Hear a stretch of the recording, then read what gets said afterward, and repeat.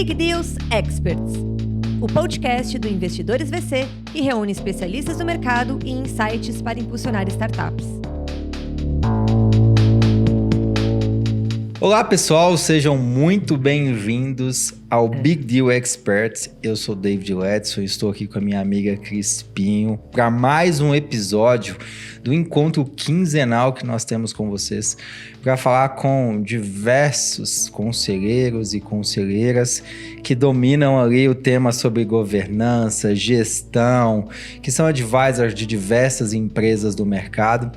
E esse episódio não poderia ser melhor porque nós temos, além da nossa convidada que a gente vai apresentar daqui a pouco, o patrocínio e o apoio da Minimal Club, que nesse episódio vai oferecer para vocês um desconto de 10% para Moon, que é uma focada, linha feminina, bem interessante. Não tem mais que usar a Minimal PP, que é isso? PP masculina. PP masculina. Tá vendo, Bento? A turma gostou muito, viu, da Moon aqui. E para você que quiser continuar utilizando como eu estou utilizando a Minimal, 15% de desconto, o cupom aí que vai aparecer para vocês. Sem mais delongas, e pra gente entrar no nosso papo, vou pedir aqui pra Cris apresentar a nossa convidada de honra de hoje. Então, pessoal, hoje nós trazemos aqui para conversar conosco Leila Lória, que também é conselheira. Ela foi co-chair do Women Corporate Directors. Ela me convidou para ser co-chair do Women Corporate Directors. Já foi presidente do Instituto Brasileiro de Governança Corporativa e é minha colega, né? Desde sempre. Eu pedi para ela para entrar como associado do WCD, falei com ela, Leila, por favor, me ajude a ser, quero muito ser associada. Na época eu era presidente do Conselho do Instituto Luiza, e ela então falou, não, vamos lá, a gente vai tentar e vamos conseguir. Eu entrei, e desde então eu tenho conversado muito com a Leila, em conversas rápidas e tal, mas eu considero ela assim uma mentora, porque ela é uma pessoa muito experiente em conselhos, e hoje ela vai aqui contribuir, vai generosamente compartilhar essa experiência conosco. Então, Leila, muito obrigada por você ter aceitado o nosso convite. Imagina, um prazer estar aqui. A Cris é mais do que isso. Ela está virando minha mentora agora, porque quando ela me falou que ia se candidatar ao IBGC, a conselheira, eu falei, que boa ideia, eu não tinha pensado nela, né? E agora a gente indicou ela para mais um mandato no IBGC, para você ver como ela está se revelando uma bela conselheira. Então, é um prazer estar aqui contigo, uma pessoa maravilhosa, e o David que eu estou conhecendo hoje. Então, eu queria contar rapidamente a minha trajetória. Eu brinco que a gente vai ficando um pouco mais experiente, não é um pouco mais velho, um pouco mais experiente, e as histórias vão ficando mais longas, né? Então eu vou tentar resumir, e até usando a ideia dos capítulos, né? Então eu vou usar o primeiro capítulo, que o meu capítulo, quando eu ainda morava no Rio de Janeiro, que eu fui com 3 anos para o Rio de Janeiro, nasci em Santos, eu me formei lá, fiz mestrado lá na Copiade e fiz GV lá também, e comecei a trabalhar lá no Rio de Janeiro. E conheci meu marido na faculdade, e a gente até trabalhou juntos uma época no BNDES, trabalhamos no IBAN, trabalhamos, enfim, em vários lugares. E o na marido época, é o mesmo, tá? O marido é o mesmo até hoje, e é o mesmo marido até hoje, o que é raro, né? E a gente, e lá tinha uma conotação um pouco de administração pública na GV do Rio de Janeiro. E eu fui para o BNDES, né? E na época era sonho de consumo trabalhar no BNDES, né? Porque era um lugar que sempre remunerou muito bem, e tinha os maiores, eu brincava que eram os maiores índices de mestrandos e doutorandos por metro quadrado, né? Porque todo mundo de lá fazia curso, o BNDES estimulava muito. E aí o lápis caía às 5 horas da tarde. Sabe aquela história? Eu falei assim, acho que não é para mim isso. O lápis não vai cair às 5 horas da tarde. Aí eu resolvi, larguei o BNDES e fui fazer o curso da Copiade. E sem nenhuma empresa, enfim. Na época tinha que ser horário integral e era 1 ano e meio até, um mestrado mesmo. Aí fiz 1 ano e meio e quando saí de lá era aquela fase que as empresas iam lá nos buscar, né? Então a gente se achava, né? Porque várias empresas fazendo um roadshow da sua empresa, etc. E foi a Mesbla lá. A Mesbla que eu nunca tinha entrado na vida, na Mesbla. Não existia shopping Rio Sul, não existia Barra Shopping, não existia Mesbla Passeio em Niterói. Eu nunca ia a Niterói e passeio também não ia, porque eu era menina Zona Sul, né? Então, eu nunca tinha entrado na Mesbla. Eu falei, Mesbla? Aí eu fiz concurso público, todo mundo no Rio faz concurso público, e entrei para a CVM. Eu e meu marido juntos até um momento.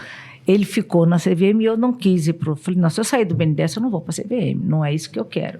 E acabei entrando na Mesbla. E aí foi o meu primeiro capítulo de vida, que eu fiquei 16 anos na Mesbla, trabalhando nas áreas comerciais, eu comecei na área de pessoas, fui para a área comercial, operações, venda, diretora de loja, enfim, eu passei por tudo dentro da Mesbla e na época a Mesbla era uma referência lá no Rio de Janeiro. Todo mundo queria trabalhar na Mesbla, era uma empresa familiar e eu vou falar um pouco de empresa familiar aqui também, porque eu acho que tem uma coisa de empreendedorismo na empresa familiar, né?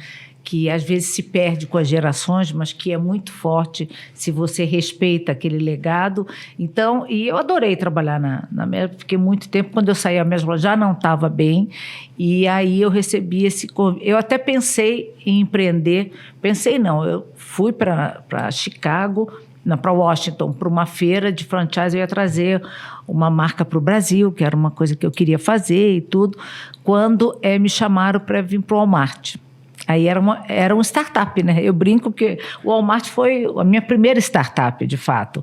Porque eu fui a funcionária número 2, não tinha ninguém no Brasil. Então, a gente tinha que vir para São Paulo, foi aí meu segundo capítulo que eu vim para São Paulo, e tinha que contratar toda a equipe com a participação dos americanos, que eles faziam questão, mas toda a parte de triagem, de entrevistas iniciais, eu fazia, né? Não tinha escritório em São Paulo, eu ficava no escritório de Laís Passarelli, de Sofia Esteves, de não sei o quê, e todo mundo queria trabalhar no Walmart também. Na época era... O sonho era o Sam Walton, que era o livro de cabeceira de todo bom varejista na época. As coisas mudam, né? E aí eu fiquei no Walmart durante 3 anos, a gente montou as primeiras lojas do Walmart. Na Mesbla, eu esqueci de comentar que eu acho que eu inaugurei uns 6 ou 7 primeiros shoppings grandes, os 2 do Rio, mais a loja da Tijuca, não sei se você conhece, mais o de Belo Horizonte, estava na minha região, mais o de Vitória. Então, eu brinco também, foi um startup, porque o shopping não existia praticamente no Brasil, né? Então, a gente montou várias. E quando veio para o Walmart, eu falei, olha, eu de novo, numa startup enorme, uma empresa enorme lá, mas aqui ela era muito iniciante, né? E Americanas era sócia, mas Americanas logo depois saiu, porque o Walmart não quis esse tipo de sociedade. Aí vem os casos de sociedade, né, que às vezes não dão certo. Eu brinco que quando você casa, você acha que vai dar tudo certo, né? Quando você começa a viver junto, aí você percebe que os valores não são os mesmos valores. Aí fiquei no Walmart, enfim, aí o segundo capítulo ainda no varejo, porém em São Paulo. E aí depois eu fui para a área de entretenimento, que foi DirecTV, que eu fui ser diretora-geral. E foi muito engraçado, porque eu fui convidada, assim...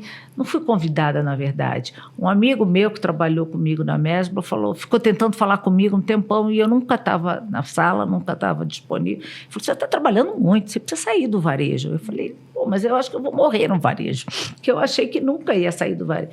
Ele falou, imagina, tem uma vaga aqui de diretor-geral. Ele até estava se candidatando. Você não quer... eu vou dar o teu nome, vão te chamar aí. E foi meio assim. Ele queria falar comigo sobre enfermeira para o filho. Olha que as coisas na vida são assim, né? E aí a enfermeira que tinha sido meu filho foi se candidatar para ele. Aí, enfim, eu mudei de área mesmo. Falei assim, vou sair do varejo. Como é que eu posso sair do varejo? Acho que eu não vou conseguir atuar. E no final, você percebe que o varejo te prepara para o mundo, para muitos negócios, né? Aí eu fui para a DirecTV, fui diretora-geral, e aí comecei a ter muito contato com sócios, acionistas, governanças, conselho. Eu me reportava ao conselho nos Estados Unidos, então era sempre aquele conflito.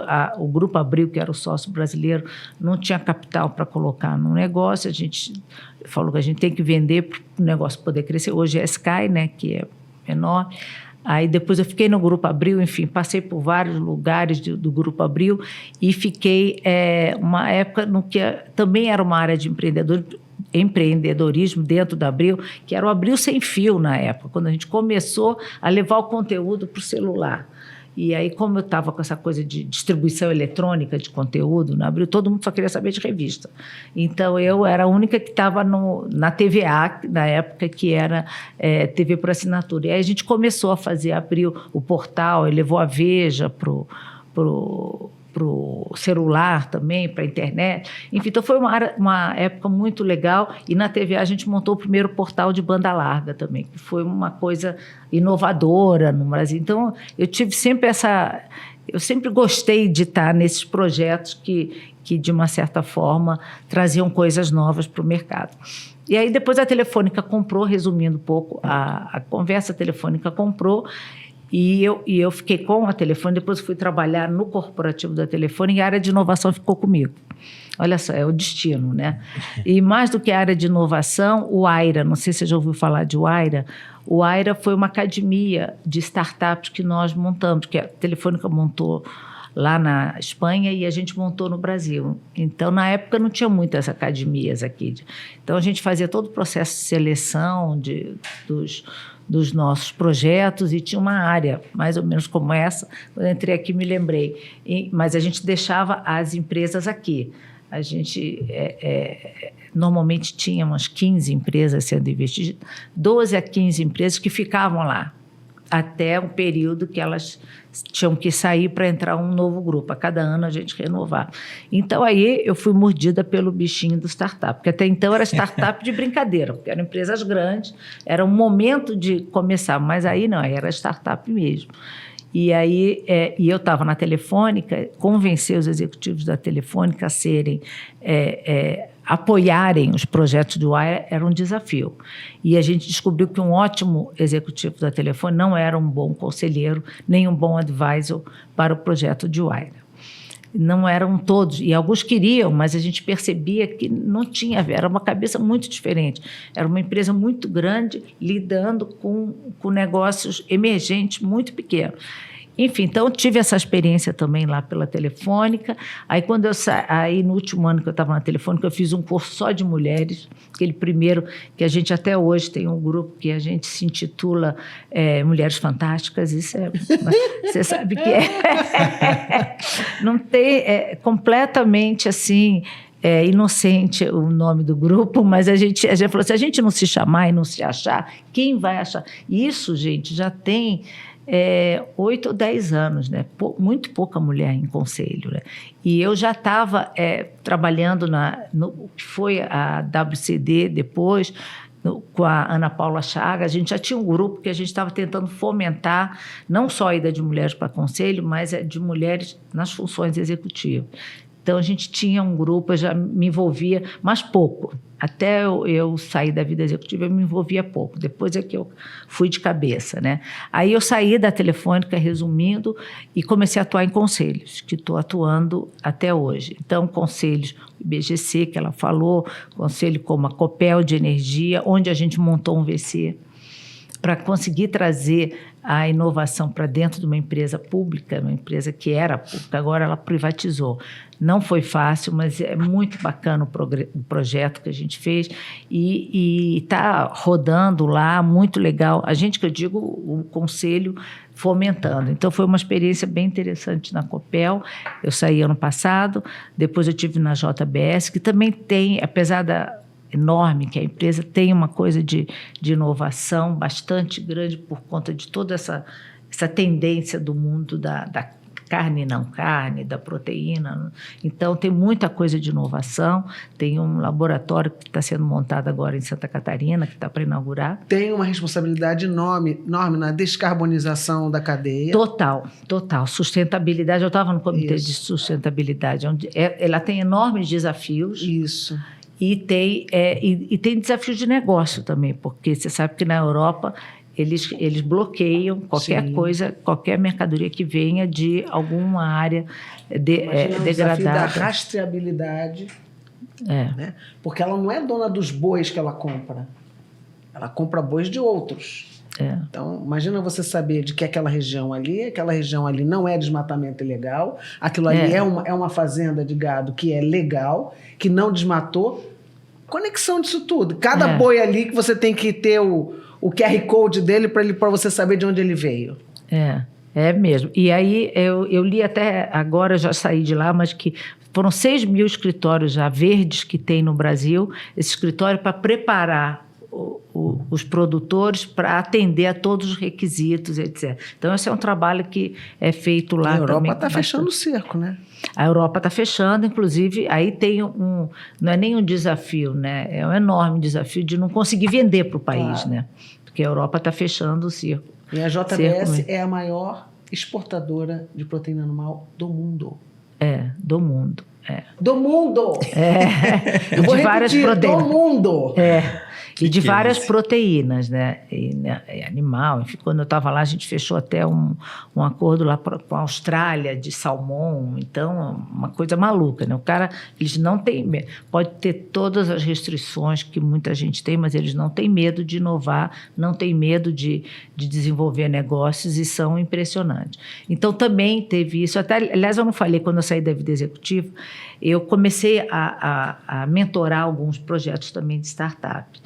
Mas aí eu cheguei à conclusão que eu não ia dar conta. Se eu quisesse atuar em conselho, eu não ia dar conta de mentorar muitos projetos e de dar conta de conselho. Então, eu entrei em 2 fundos de investimento, VCs, de startups. Um que é da Telefônica, que era o pessoal da Telefônica que estava lá, e um outro lá do Marcel, lá de Curitiba. Então, eu ainda sou investidora nesse todo. Então, eu acompanho meio à distância, porque mentorar me dava muito trabalho, né? Aí eu conseguia mentorar quantos projetos? Nesses eu consigo acompanhar muito mais, né? Porque tem uma equipe lá que faz.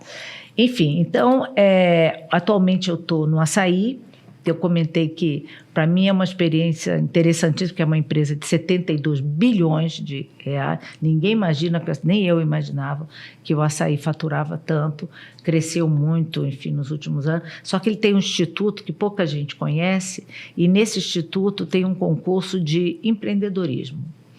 Eu fui jurada, eles me convidaram, eu tive a honra de ser jurada nesse último, e foi uma emoção, foi um dos momentos mais emocionantes, porque assim, foram 10 mil inscritos no Brasil todo, aí foram sendo premiadas em cada um dos lugares, e vieram para São Paulo, tiveram uma semana de treinamento, acho que na GV, em vários lugares, e aí o fechamento, quem foi o campeão nacional e o outro. E aí, além da premiação, eles passam a ser fornecedores do açaí, né? Que é o que eles mais querem. Mas, assim, desde o cara que vende cachorro-quente, que nunca vai ser fornecedor do açaí, mas que é um empreendedor, também ganha.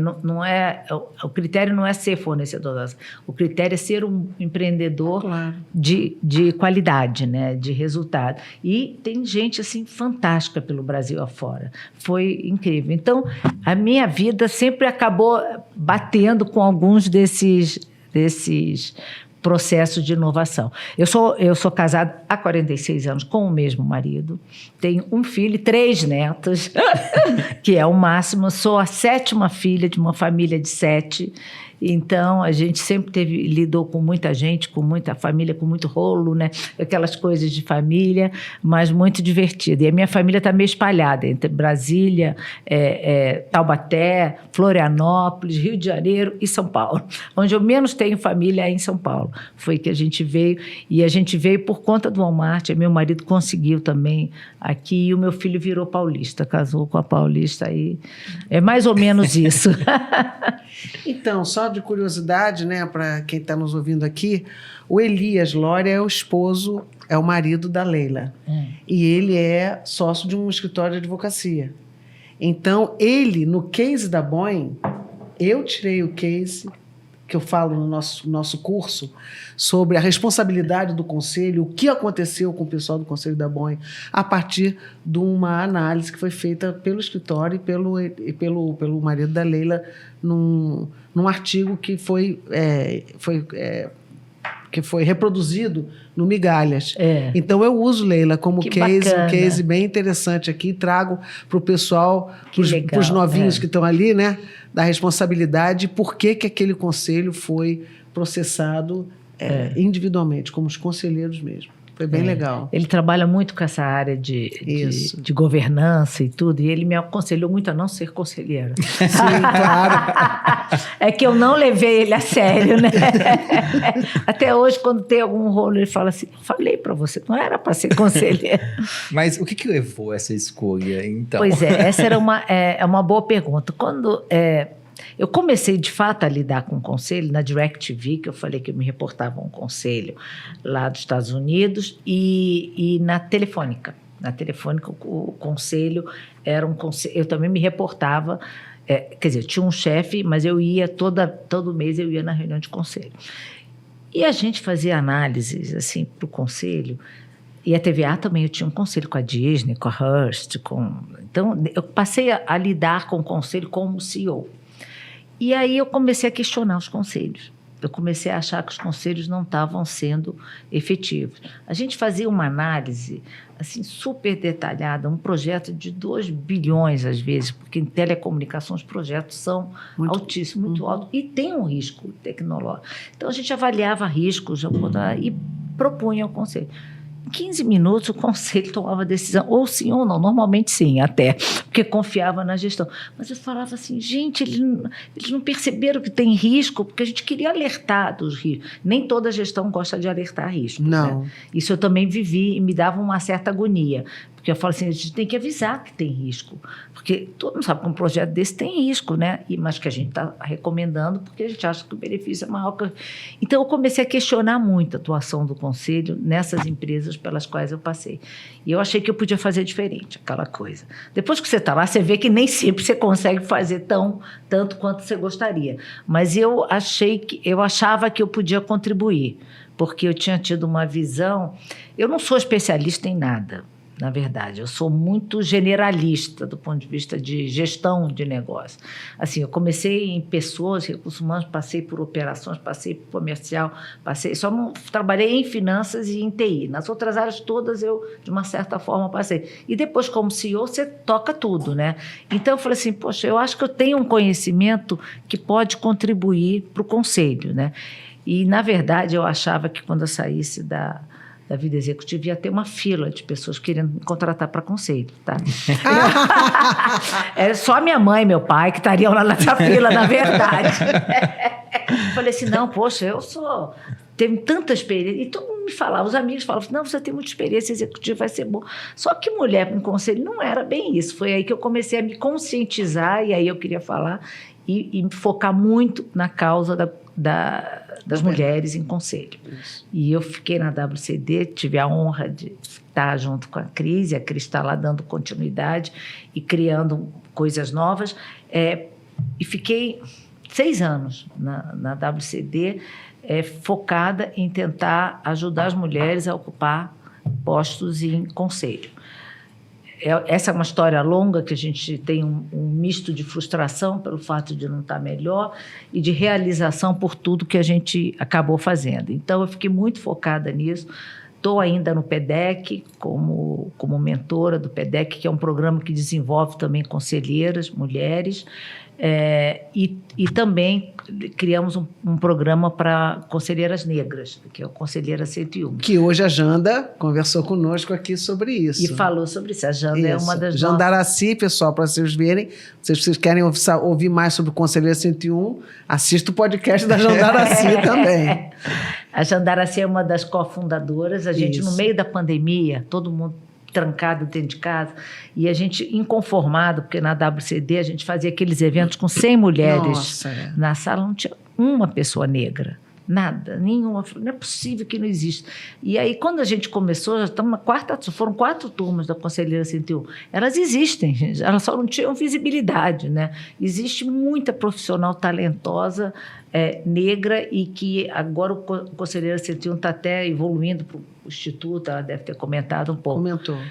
Então, eu fiquei em 3 projetos, me dedicando bastante. Ainda estou em 2, a WCD eu estou de coração ainda, né? Mas no caso do PEDEC, eu ainda estou ajudando no processo de seleção, e no caso do Conselheira 101 também. E o IBGC, que também é uma atividade pro bono. E aí, para mim, foi muito importante porque foi o momento que eu estava ainda evoluindo em governança, né? Então, o IBGC é a casa da governança. Então, você poder se dedicar à governança, na casa da governança, foi um privilégio muito grande, né? Enfim, então, é isso. Pode ir fazendo as suas perguntas, senão eu não paro de falar, né? Foi assim que ela virou conselheira. Mas aqui a gente está discutindo hoje, sabe, Leila? Porque cada uma que vem aqui nos diz do que motivou, né? Você ser. O que motivou. Então, por exemplo, a Sandra falou que o que motivou ela é uma coisa que ela já tinha, a Sandra Guerra, dentro dela, pelos valores que o pai dela tinha incutido nela quando jovem, né? Eu contei que eu fui buscar a governança por causa do meu trauma na Petrobras. Então, eu tenho que entender esse negócio aqui, que isso aqui deve ser bom pra caramba, né? Porque... Então, vamos contribuir para uma governança robusta, para uma sociedade melhor, que é a missão do IBGC. E você? Você caiu no conselho, tal, tudo bem, teve uma oportunidade, mas o que te leva, além de você buscar a diversidade, a você ter contribuído para o IBGC? O IBGC é mais do que a diversidade, né? Isso. O IBGC, porque, como eu comentei, as empresas com as quais eu lidei com o conselho, eu acho que não tinha uma governança. Isso. Então, e eu percebia como era importante que ela tivesse essa governança bem estabelecida, com muita transparência. Gente, reunião de conselho naquela época, os executivos combinavam o que iam dizer para o conselho. Mas isso é muito comum. É muito comum. O que eles diziam? Não, isso aqui não, isso aqui não pode Os falar. Os diretores escondiam coisas. Escondiam coisas. Eu não estou dizendo que hoje não escondam, às vezes. Não, é verdade, Mas é muito mais transparente. Então, era uma coisa assim que eu falo, não é possível, isso não está construindo, isso não está...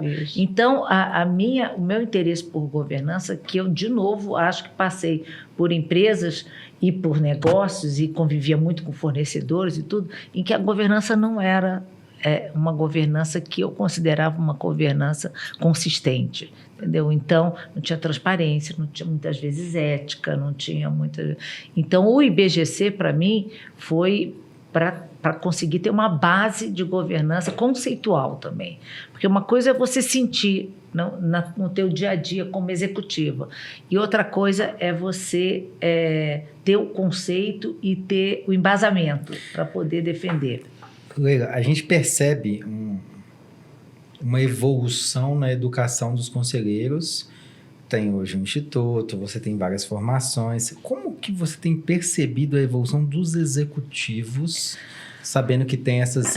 A instituição, o conselho, não ser um fiscalizador, um auditor, alguém que cobre, mas um parceiro estratégico, eu, enquanto executivo, ter esse propósito de que juntos vamos construir algo melhor. E não ter isso que vocês relataram, peraí, eu preciso esconder isso do conselho, isso não pode aparecer.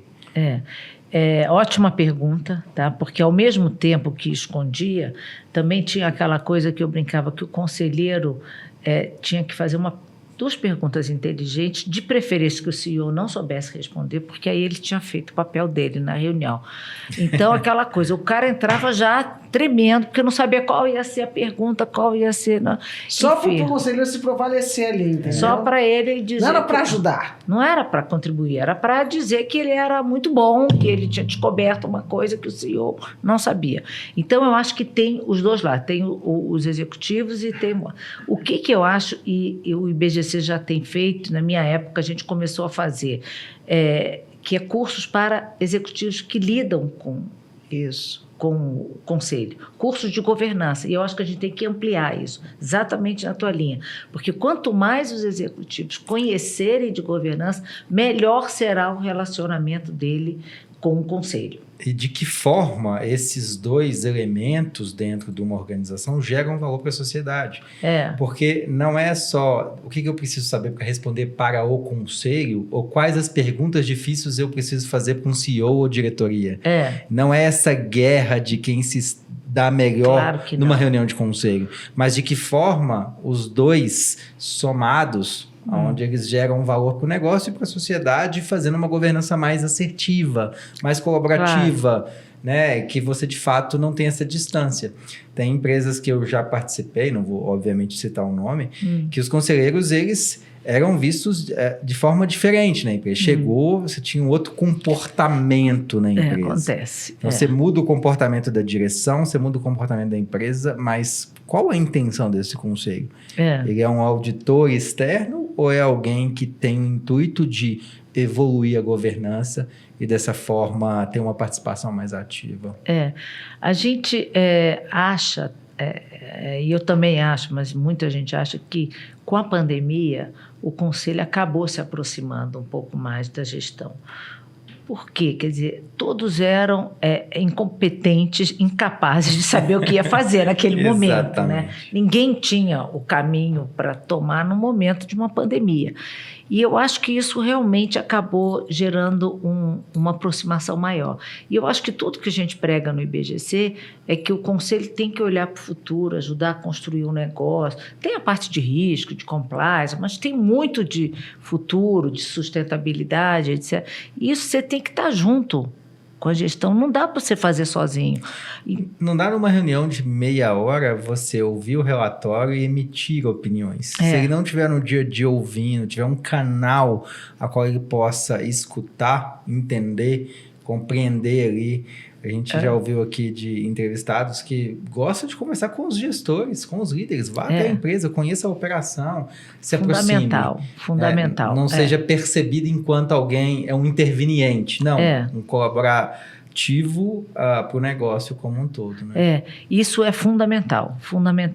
Tem que ter um pouco de organização, porque senão os gestores ficam loucos. Se todos os conselheiros começarem a falar com os gestores, eles ficam confusos, né? Então, a gente tem que ter os canais, mas é fundamental criar oportunidade de convivência entre executivos e conselheiros, que são riquíssimas. A gente fez visitas na usina, isso tem que visitar, a inauguração de loja, no caso que a gente fez, na Pernambucanas, que eu também estou, a gente vai à inauguração de loja e conversa com as pessoas. Então, cria oportunidade de conversas, não tentando tomar decisão junto, porque não é o seu papel, mas para você conhecer um pouco do mercado.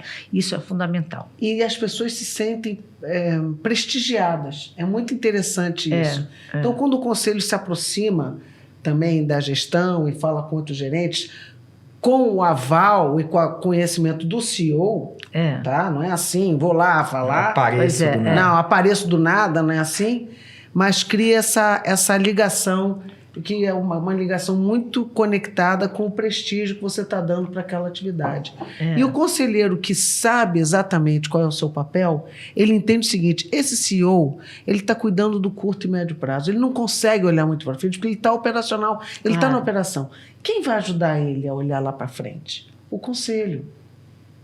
Então, o conselho, ele olha, sim, os indicadores, ele vê como é que a empresa está indo, porque também é obrigação dele. Claro. Mas se ele ficar muito tempo com isso é obrigação muito mais da gestão do que dele, ele não faz as conexões importantes que o CEO não tem tempo de fazer. Que são conexões por quê? Porque aquele conselheiro, se ele é um bom conselheiro, ele já estudou. Não só o material, estudou o mundo. Estudou o que está acontecendo. Né? É um cara que está ali sempre se atualizando e ajudando, então, a ver esses riscos e oportunidades que o CEO não tem tempo. Exatamente. E isso foi uma das coisas que me encantou de ir para o conselho. Isso. Primeiro que você atua em diferentes segmentos. Então, é muito divertido. Às vezes, eu tenho que ficar me dando a chave, né? Porque eu estou na energia, vou para o varejo, Então, você tem que mudar a chave. Mas isso é muito estimulante, muito desafiador. Em vários. E depois, essa visão de você estar construindo junto. Ver as pessoas crescerem na empresa. Tem uma avaliação que eu falo de conselho, que para mim é fundamental. Até no IBGC, quando a gente entrou no nosso conselho, tinha alguns diretores que morriam de medo de ir na reunião de conselho, porque iam ser criticados, porque não sei o quê. Então, ficava todo mundo tentando se escapar. Quando a gente saiu, eu me lembro que eles falavam assim: não tem espaço para o meu tempo, que todos queriam ir lá para mostrar o seu trabalho. Isso é uma coisa, para mim, essa é a melhor avaliação do conselho, quando não cabe na agenda tudo que os executivos querem mostrar para os conselheiros. Então, isso é uma coisa muito, muito bacana e isso está mudando bastante. E aí, falando dos executivos, foi a tua pergunta, a gente começou com um curso, que ainda tem até hoje, que é de como montar apresentações para o conselho. Porque começa pela apresentação. Tem apresentações que são 150 páginas. Eu canso de receber 120 páginas. Se é para ler antes, ainda tudo bem, mas não vai me fazer uma apresentação no dia. No dia tem que ser objetivo. Tem que ser, olha, o tema é esse, a nossa proposta é essa, os problemas. Então, a gente está treinando, tem um curso, já teve várias turmas, como preparar essas apresentações para o conselho. Começa por aí. E depois, para eles entenderem o valor da governança. Por que tem governança? São coisas que impactam a vida deles. Esse é o ponto, eu acho, mais sensível de todos, né? A razão pela qual ele precisa do conselho. Quantos dos executivos têm essa clareza do porquê? É o que a Cris conta, né? Em determinado momento da carreira, ela queria entender porque, peraí, eu não sei qual o papel do conselho. Qual o meu papel para com o conselho e de que forma que a gente gera valor para o negócio. E isso ainda é pouco divulgado. Por exemplo, de que forma que nós, conselheiros, podemos divulgar para a organização ou que o próprio CEO ou o C-Level consiga levar a mensagem de que o papel do conselho é ajudar na governança, é ajudar a visualizar futuro, melhorar a gestão, transparência, relação com stakeholders e trazer, mas não de tomar decisão. E quanto mais a gente fomenta essa troca e os CEOs, o C-Level das empresas, os diretores compartilham isso para o time e para a base, mais a organização se sente ali respaldada. O que a gente percebe em diversas organizações é que o C-Level tenta meio que blindar o conselho e a empresa de saber quem é o conselho. Exatamente. Isso é um papel nosso educá-los ou ajudar no processo de entendimento dessas relações. Não tenha dúvida, não tenha dúvida. Você tem toda a razão. Isso ainda tem um longo caminho pela frente, tá? Mas, por exemplo, eu sou conselheira de uma empresa, Leila, que todos os diretores participam da reunião, toda a reunião. Eles ficam mudos, calados se não forem chamados, mas eles estão ali. Entendi. Então é muito interessante. Então você tem o CEO, que não é conselheiro, que em algumas empresas o CEO é conselheiro, ele tem voto, né? Você tem os conselheiros, né? E tem a diretoria, que eventualmente vai fazer a apresentação ou não. Às vezes faz, às vezes não. Mas ela está ali. Então, aqueles diretores, eles entendem a dinâmica do conselho. E isso vai trazendo... E, eventualmente, eles são chamados a falar... Explica aqui, né? Dá uma explicação. Quer falar alguma coisa, fulano e tal?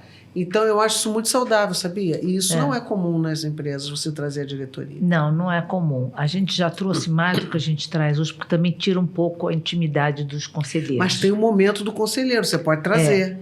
Não, o momento do conselheiro sempre tem no final, é só o conselho. Mas a gente acha que quando tem muito diretor, vira uma plenária, às vezes. Sim. Depende, tem momentos que vira uma plenária e as pessoas ficam mais inibidas. Então, às vezes, a gente traz sempre o diretor da área, apresenta sempre, quando o tema é de alguma área, mas a gente tenta preservar um pouco.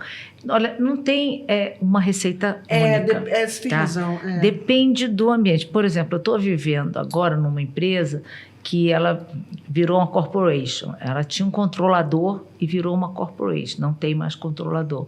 A governança muda totalmente. Muito. E os executivos estão começando a conviver com isso. Sim. Todos nós estamos convivendo com isso. Quando você tem um grupo de investidores que toma as decisões e não mais um acionista controlador, que é o caso lá, é muito diferente. Você não tem que convencer um acionista que está lá no dia a dia. Você tem que convencer, entre aspas, um grupo de investidor que tem agendas distintas de retornos, de não sei o quê. E os diretores estão começando a aprender a conviver com isso. E é interessante porque eu percebo que eles entendem o valor do conselho, mas porque o conselho é um anteparo, né? Você imagina se não tivesse um conselho forte numa empresa sem controlador definido, né? Os diretores seriam muito mais questionados diretamente. Mas era uma empresa que o conselho não tinha uma atuação tão forte, agora tem um conselho forte, assim, com gente de experiência, e nos comitês, a gente não falou de comitê, Isso. mas que é importantíssimo, os comitês, eles vão mais a fundo, o comitê de auditoria vai mais a fundo, o comitê de pessoas que eu coordeno vai mais a fundo, o comitê de sustentabilidade olha para o futuro, o comitê financeiro, investimento, também trabalha estratégia de investimento para trazer para o conselho. Para mim, em empresas muito grandes, e essa é um caso desse, se você não tiver comitês operando bem, você não consegue tomar as melhores decisões. Essa é a minha percepção.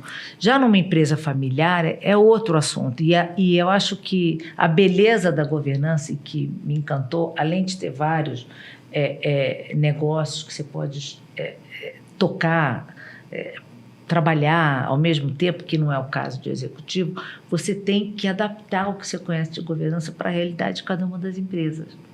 Então, quando você pega uma empresa muito grande, sem controlador definido, é uma governança. Quando você pega uma empresa muito grande, com controlador definido, que é o caso da JBS, é uma outra realidade. Quando você pega uma empresa familiar, na terceira geração, é uma realidade. Quando você pega uma empresa familiar na quinta geração, como eu estou numa delas, é uma outra realidade.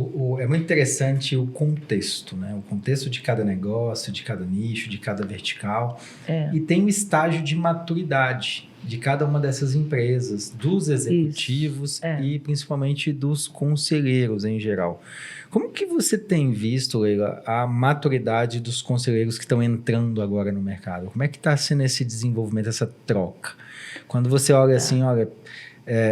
a gente vê uma geração de conselheiros que está começando a abrir espaço para novos entrantes. E essa troca, esse aprendizado, essa passagem de bastão, essa sucessão, a proposta, a gente fala pouco sobre isso, a gente fala muito de sucessão de executivos, a gente não fala de sucessão de conselho, por mais que a gente fale às vezes, não, tem na ata que ele vai ficar 1 ano, 5 anos, mas a gente não prepara, e é um papel nosso enquanto instituições e até conselheiros pensar isso, quem que poderia suceder nesse segmento especificamente, quem que poderia conduzir um comitê de pessoas, de finanças, de ESG, quem que eu poderia trazer para complementar, com quem que eu trocaria fora da minha bolha, em outra lente. Queria te ouvir um pouquinho sobre essa perspectiva. Esse é um enorme desafio também, porque a gente fala muito agora da matriz de competência. Isso. Aliás, hoje saiu a indicação dos conselheiros do IBGC, uma indicação, composição sugerida que será votada e confirmada ou não, mas o que a gente fez? A gente pegou a matriz de competência, falou quais são as competências que eu preciso ter nesse conselho e quem traz que competências. E normalmente cada profissional traz mais de uma competência.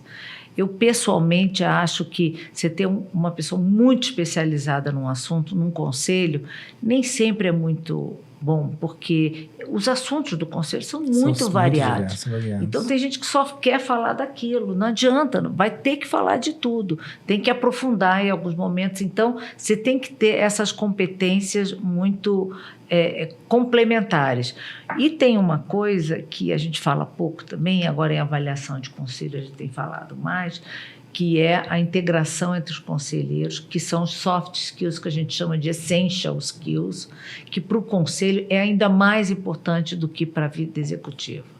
E eu brinco, tem que deixar os egos fora da sala.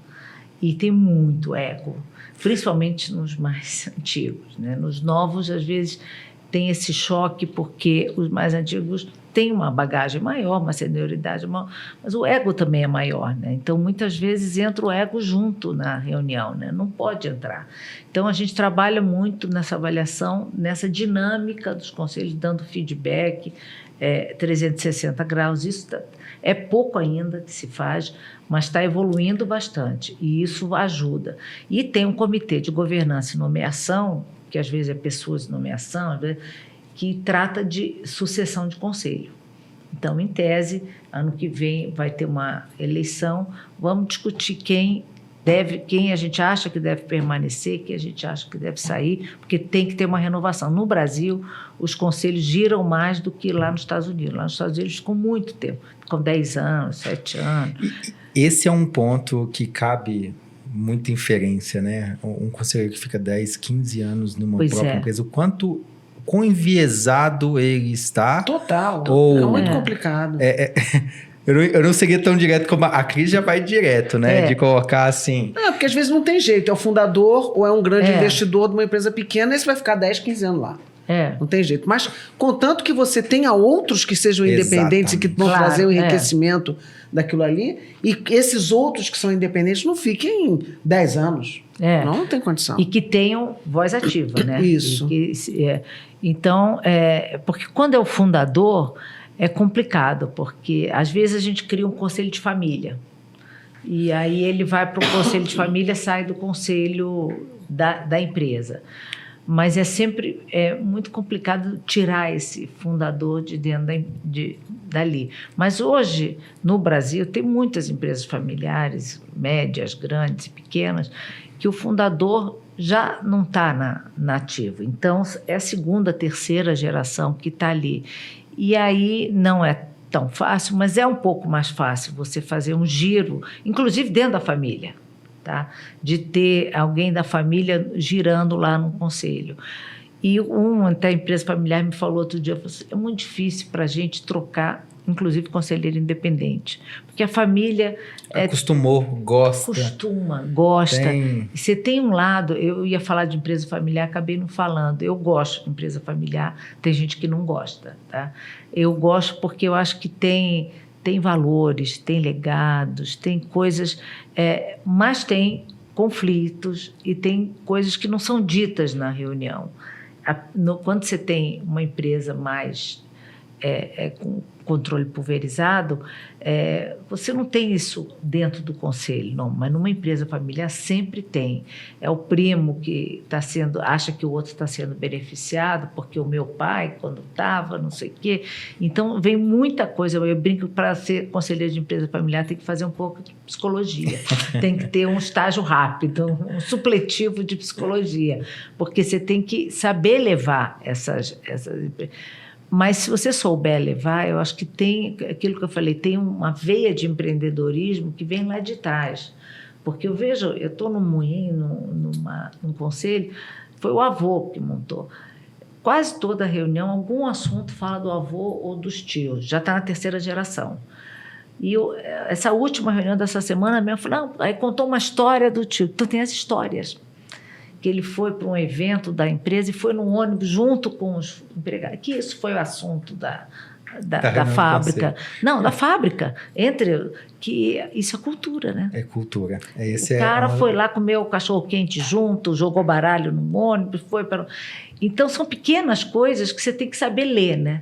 E preservar. Então, eu acho legal que essa terceira geração, ela respeita e preserva. Você vê, às vezes, algumas gerações, mesmo terceira, que já não respeita, acha que isso é coisa do velho, que eu fiz raiva. Sim, se não respeita, tem que botar outra coisa num lugar que seja melhor, né? Exatamente. Ou então pega o seu dinheiro, eu digo, cria uma alternativa de monetizar e ele vai montar outro negócio. Porque ali ele só atrapalha. E eu tenho caso também de empresa familiar que atrapalha mesmo, porque critica o pai o tempo inteiro, que foi quem construiu tudo ali, não foi capaz de construir nada diferente, mas ele está sempre, qualquer coisa que está errada, tá vendo? Eu falei que, sabe? Esse ângulo da crítica ele é muito fácil, né? Ele é muito cômodo, porque você tá sobre uma receita que acontece, o negócio já está de pé, não construiu, não passou os perrengues da construção e agora é tudo ruim. Por outro lado, a gente também tem herdeiros, que já teve o caso aqui, né? Herdeiros também, que não concordavam com nada que o pai estava fazendo e saíram com uma pão na frente, outra atrás e começaram o seu próprio negócio. Mas não é verdade? Mas esses cases são raros, né? Mas o Shaw fez isso. O Shaw foi. É uma história, assim, incrível. Então, que legal. Ele é um empreendedor que agora tem um sucesso, teve seu sucesso no seu empreendedorismo. O pai dele também era um grande empreendedor, ele aprendeu muita coisa com o pai, Mas chegou um ponto que ele falou, olha, nós não estamos nos entendendo mais, mas não tem problema nenhum, eu vou, você segue o seu caminho que eu vou seguir o meu. Claro, porque eu costumo dizer que o sonho do pai não é o sonho do filho. Não é. Para ele era um sonho aquilo, para o filho, às vezes não é um sonho. Então, tem tudo que você pode imaginar em empresa familiar. Às vezes, e essa que eu estou do Moinho, é interessante, porque essa geração, a terceira, toda respeita muito. O avô isso é e bom. os tios. Isso é Mas legal. isso aí já é uma coisa muito positiva, que leva a você ter o respeito pela cultura e, com certeza, você também está levando em consideração o legado. Eu costumo dizer que o grande valor para mim de empresa familiar está justamente nesse propósito que lá atrás já foi definido pelo fundador. Então, porque hoje as empresas estão procurando o seu propósito, né? Para poder atrair gente nova, para poder você ter uma cultura saudável e que vai todo mundo correr para aquele objetivo. As empresas familiares já nascem com propósito. Já. Com empreendedorismo. Um dos grandes desafios do conselho de empresa familiar é deixar claro para a direção o que é um herdeiro e o que é uma sucessão. Que são coisas completamente distintas. Não necessariamente quem é herdeiro vai ser quem vai suceder um negócio. Claro. E quando você deixa os papéis e responsabilidades claros, ok, eu não sou executivo, eu sou herdeiro. Eu não vou suceder tudo que você fez, pai, mãe ou tio, e é que é louvável, eu super agradeço, obrigado pela herança, mas vamos trazer um executivo profissional para tocar o negócio e manter a sustentabilidade? Quando isso não acontece, a gente alimenta os indicadores de que a maioria das empresas, elas deixam de existir na sua segunda, terceira geração.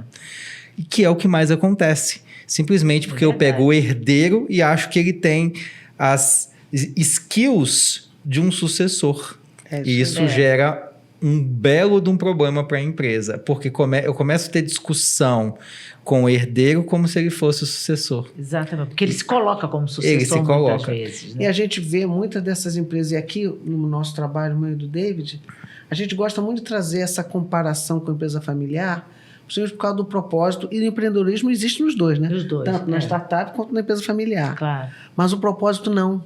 A startup, ela nasce, ela pode até ter o propósito se ela transformar aquela dor com a qual ela nasceu para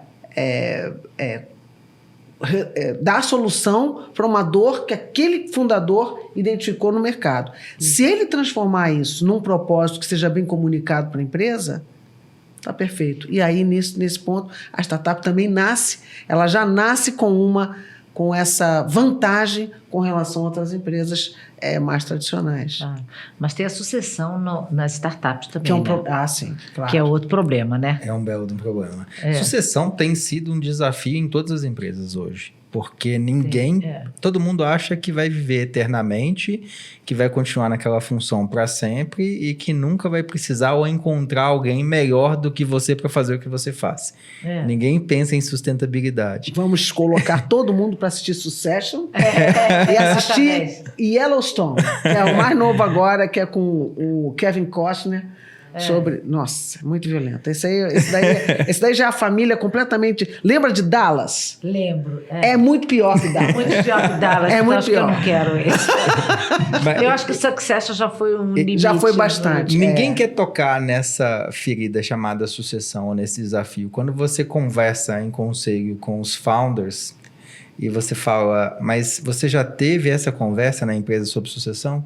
Não, um tabu, porque eu não quero ser sucedido, eu não quero que alguém venha mas na idade ocupar deles. a minha cadeira. Você está querendo me tirar tudo que eu construí? Você está querendo agora me aposentar? Ainda mais na idade deles, porque esses caras têm entre 35 e 40 anos. Pois não estão pensando nisso. Não pensa.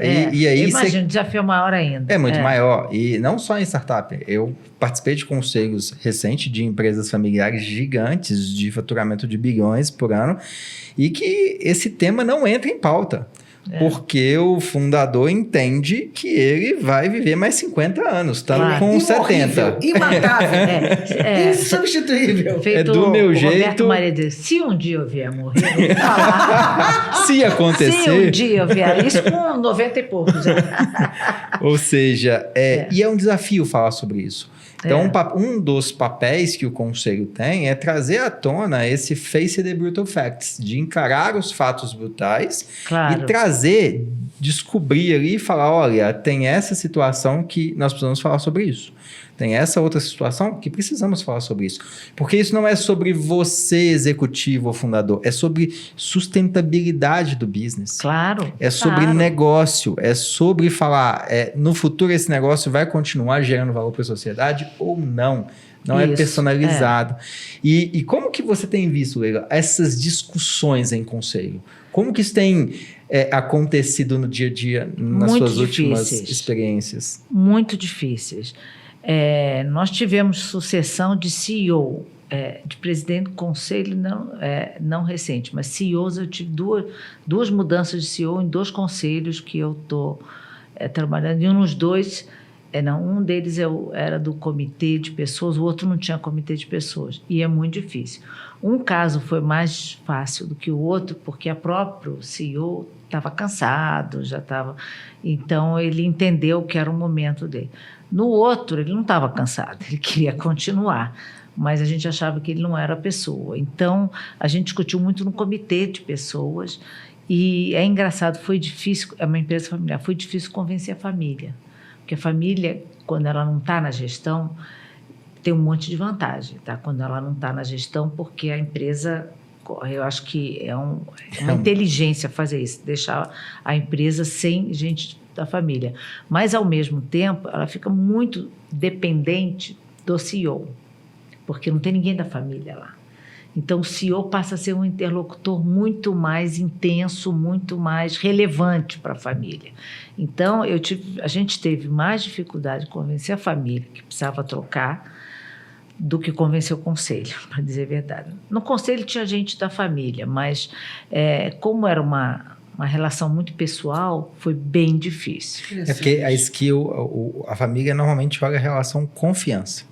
Se está entregando resultado, se... Não, ainda mais se o próprio fundador, ou sei lá quem, o CEO, não queria sair, né? Não queria sair. Aí é mais complexo, porque Muito ele vai mais. se amparar na família para que ele não saia. Ele vai pedir essa ajuda. Mas lá, já não vai? pedia, claro. Ele Isso. fez o lobby todo, O lobby né? todo, Você vive exatamente. todo tipo de lobby nos conselhos. É muito engraçado. É CEO que aciona conselheiro para vender a ideia dele, conselheiro que aciona também CEO para vender a ideia, família que aciona o conselho, é muita gente interagindo ao mesmo tempo, e quando se trata de CEO, bem mais complicado. É ministro de Estado que liga para conselheiro, né? Ministro de Estado que liga para conselheiro. Para fazer lobby, assim, tem de tudo mesmo. Tem de tudo mesmo, não, né? Isso só acontece na França, não acontece no Brasil. A gente tem um conselho, por exemplo, que agora no ILP, no plano de longo prazo, ele tem que formar um sucessor num prazo X. Esse é um dos objetivos. Senão ele não recebe remuneração. Porque é um que a gente sabe que não quer sair, nem a gente quer que saia, mas todo mundo tem que sair um dia, né? Mas é saudável. Claro.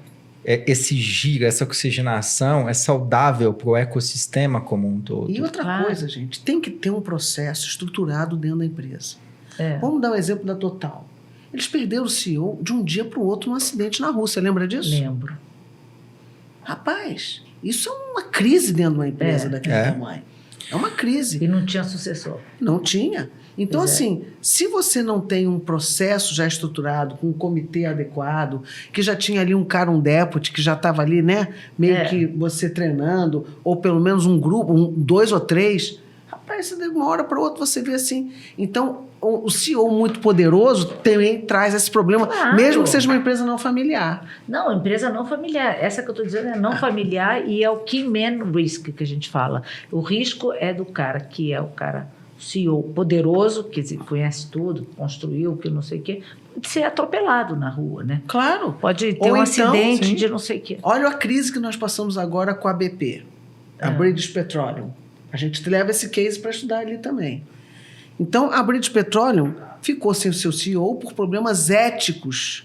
Ele namorava. Eu me lembro. Lembra disso? Ele teve ali casos que ele não fez o disclosure para o conselho, nem para ninguém. Então, o presidente do conselho, junto com o conselho, falou, você está fora. O presidente do conselho era o ex-presidente da estatória, antiga estatória. Falou, ó, você não tem condição de ficar porque você não apresentou aqui, você não fez o disclosure dos seus casos dentro da companhia. E aí, por quê? Porque isso leva a problemas de assédio moral ou de assédio, outros quaisquer. Bom, enfim, 4 meses sem CEO. 4 meses. Como Uma empresa de pode? petróleo daquele tamanho. Pois é. Uma loucura. Por quê? Porque não tinham, aquele conselho não tinha pensado ou não estava preparado, não tinha um processo, né, estruturado de sucessão.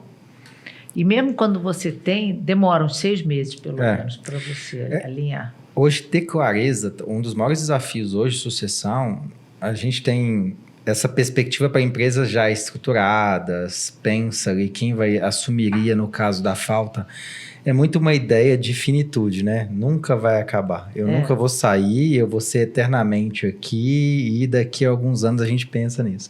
E é sempre postergado. E uma das responsabilidades do conselho é até provocar isso, né? Fazer esse desconforto na mesa para entender quem são os nomes, quem que poderia começar a participar ali desse grande desafio. Isso. E nas startups, só para fechar, eu acho que também tem um problema muitas vezes, porque se numa empresa grande você já tem dificuldade de identificar sucessores, de conduzir esse processo, quando o fundador é muito forte, o cara que trouxe a ideia, que construiu, que não sei o quê, é ainda mais difícil. Mais difícil. Então tem que trabalhar muito. A startup e algumas empresas de mídia, da nova economia, eles vinculam muito a imagem do executivo à empresa.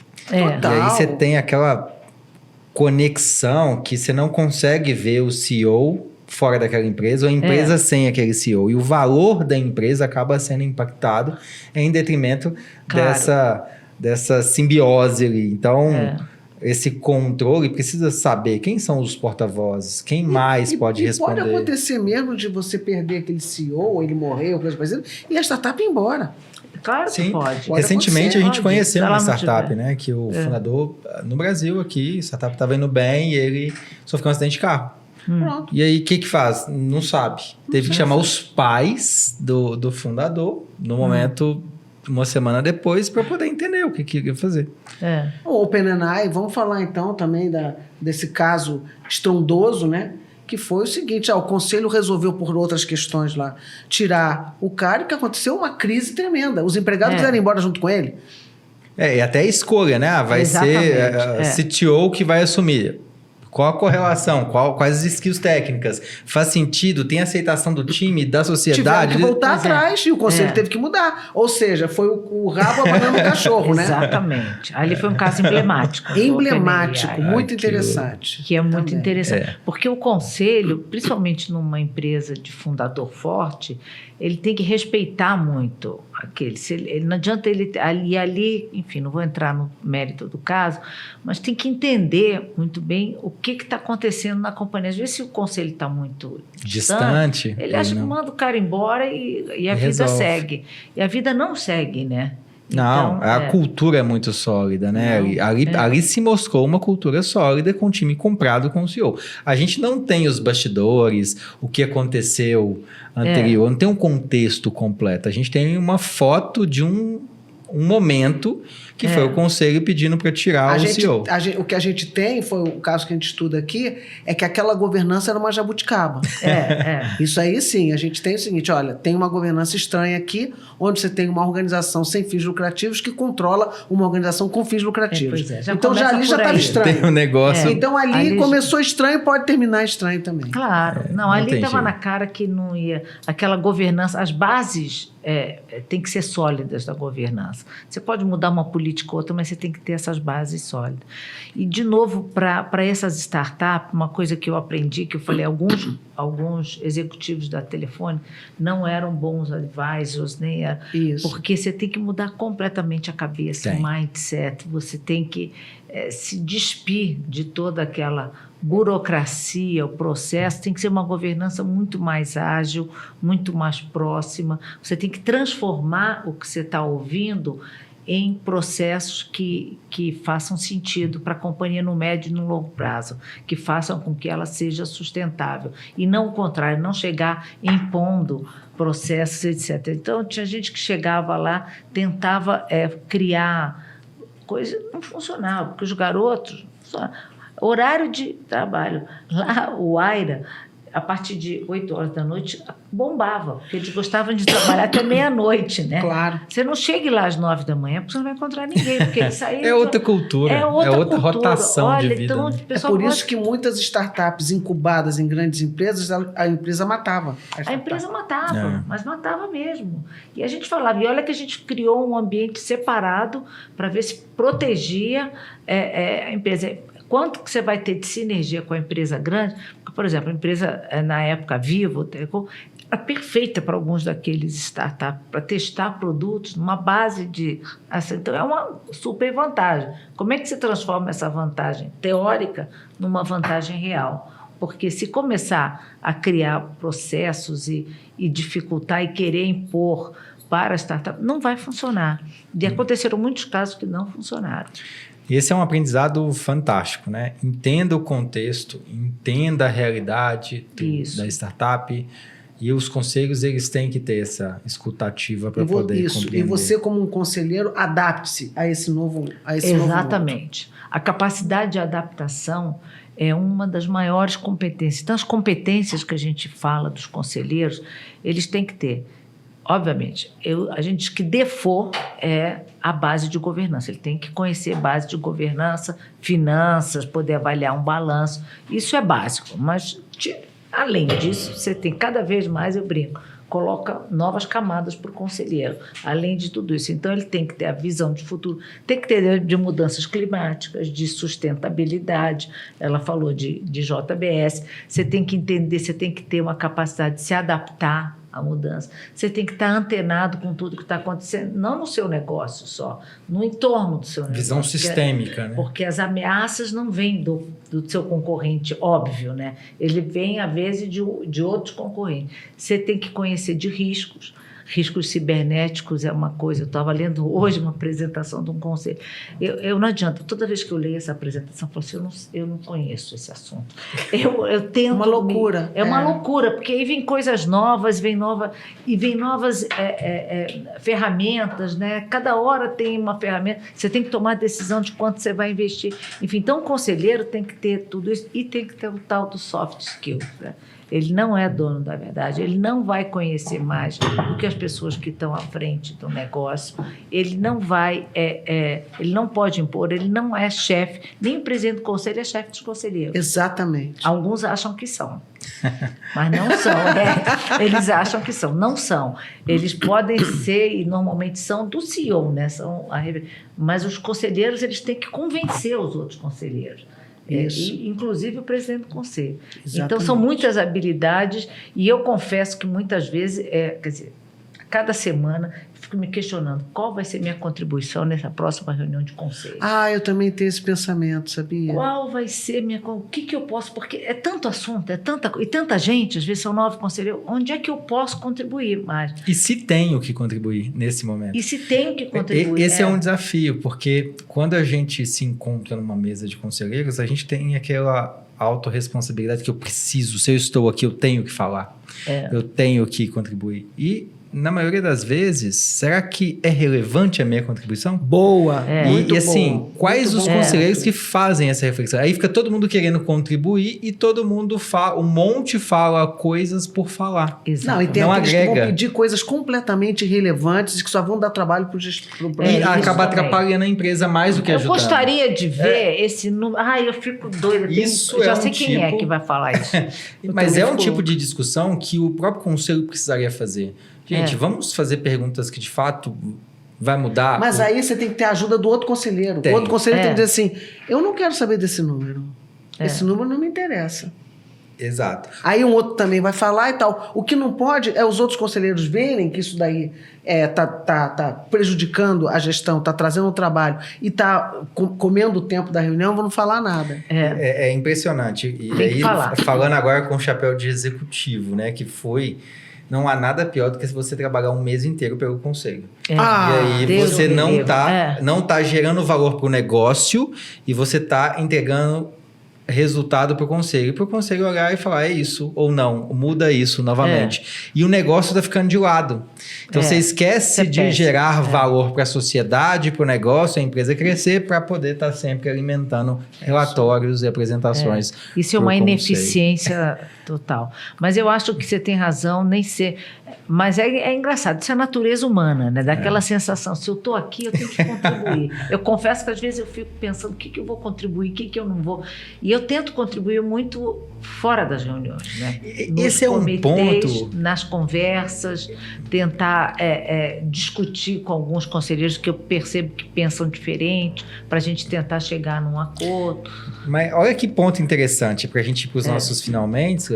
A gente pode participar de um conselho enquanto ouvinte e as ponderações serem direcionadas. Olha, não era relevante para aquele momento, mas eu vou trazer aqui para você que eu acho que vai ser importante para a operação do business. Claro. Né? São reflexões do nosso papel Você diz enquanto... lateral, assim, depois do reunião. Não, tem algo que seja relevante para o momento, porque às vezes a ânsia de contribuir, mesmo não sendo relevante, eu tomo 15, 20, 30 minutos da reunião com um tema que não vai agregar. Deixa eu anotar esse tema e depois eu posso sugerir ali para o CEO ou para o próprio conselho, a gente dá uma ênfase disso na próxima reunião. É verdade. São desafios que nós temos enquanto conselheiro.